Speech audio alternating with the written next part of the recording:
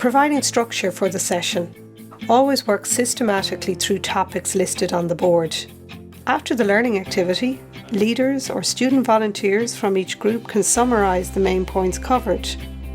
This is important before moving on to the next item on the agenda. Always aim for balance between keeping the session on track and allowing individuals freedom of expression.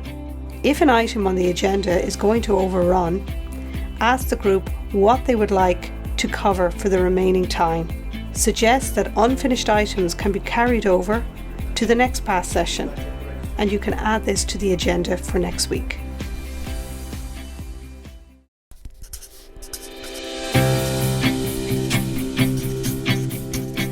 Getting feedback from students enhances their presentation skills and gives them more confidence when they're trying to talk in front of others in groups. We would ask one person from each group what they thought was best from today's session and what the main topic of discussion was. And we would ask all the other students to add on to that and tell us what they thought was best. The leaders then, we would write it down on the whiteboard to reinforce what the students have said. Gathering feedback from the groups. Allow for 10 to 15 minutes at the end of a session to summarise the main points. The greatest benefit from the session is obtained when feedback is being given from the small groups.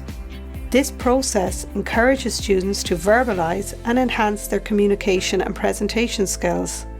Concentrate on managing the feedback process and, when necessary, ask for further clarification.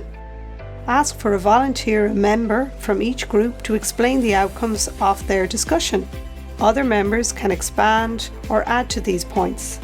Reinforce what has been said by jotting down the main points for each group on the whiteboard or the flip chart paper or the visual aids that are used during the session.